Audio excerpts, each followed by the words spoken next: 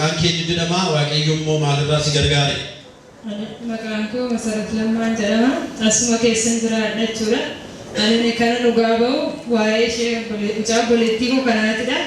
Torbee irraa lukku bareedinaa dawwalanneenna biyya galeenni asitti kadhatamuu fi qabalee fidee dhufe lafa kanarraa malee roobii magalee roobii yeroo isaan darsoo malsii fidee dhufe jechuudha. Ishee kan gaafan galuu hin ciisti isheen suree keessa marattee jechuudha.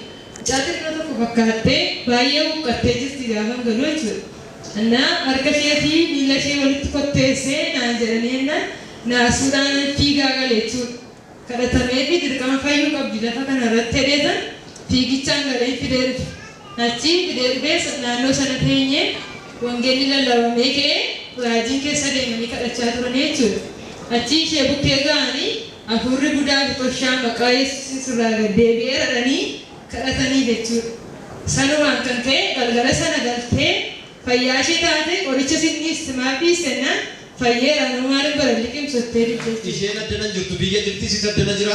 Humna waaqayyo lafa kanarra jiru isa dur amante sanaanitu ani iddoo sanatti mucaa du'uuf jettu kana geessuu qaba jettee lafa kanarratti fiddee jiru.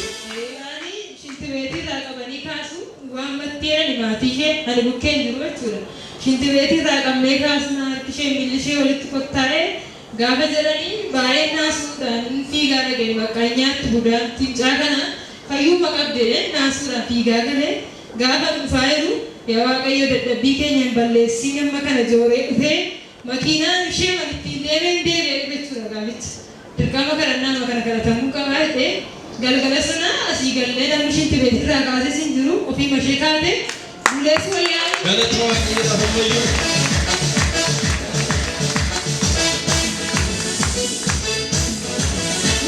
Yoo taa'essan deemuun ka'uutti gaafa dhufnes makiinaa sanarraa yeroo bu'ee na dhukkubee as natti dhaga'ameette bulee wayyaan ichitee mana maa biraa wajjin dhannee maal ishee nagaadhaa naan jedhan gibbii keessaa iyyuu naman jechuudha.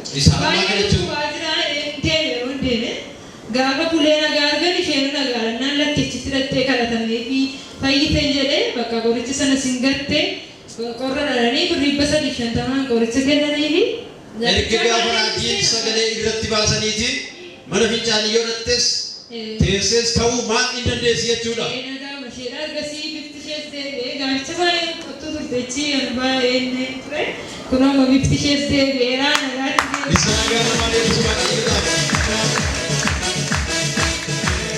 Kanaaf lafa kanarratti mee waaqayyo hojii gurguddaa hojjeteera karaa nama waaqayyo raajitaa dhaqu dhaamsa maalii qabda dhaloota kanaaf gabaabsisee mee?